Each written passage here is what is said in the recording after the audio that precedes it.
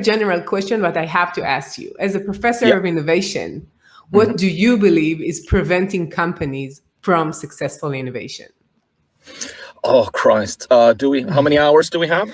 Because I could talk about the first question. I know. That's what I'm saying. I could talk about this for 24 hours without really that many breaks. I think the main problem right now is that we've made innovation into this magnificent, radiant, iconic concept.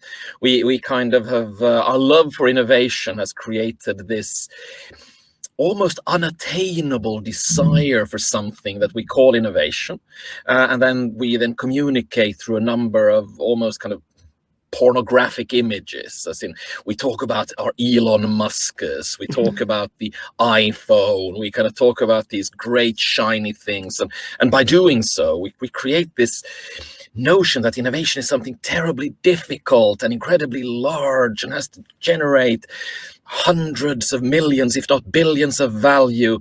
And then, because as I've worked quite a lot kind of down on the factory floor of innovation. Yeah. Down there, it doesn't look like that nice. I mean, it's not as shiny and it's not as lovely. And Elon Musk never comes and gives a rousing speech. Instead, it's kind of just working with your hands and trying stuff. And often they fail and you get miserable and depressed and still have to get up the following morning and try again.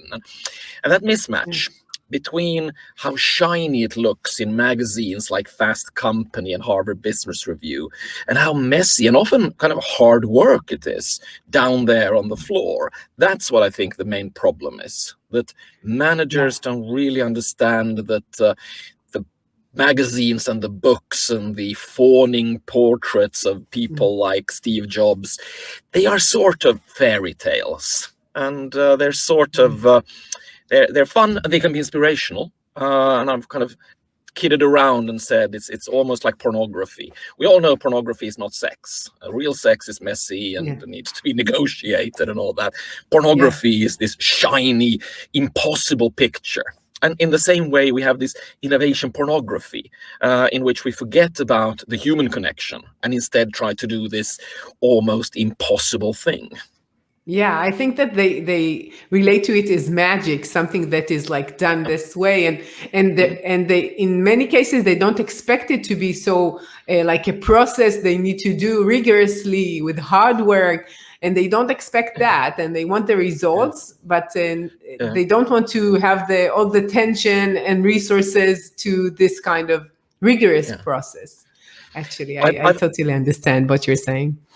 I've had a CEO of a Fortune 500 company that I was speaking at. I was keynoting one of their events, kind of introduced me by basically saying, "Oh, here is Professor Alf Rehn. He's going to give a keynote on this and this, and really help us forward with our innovation endeavors." And I'm kind of listening to them and go, does he believe I'm magic?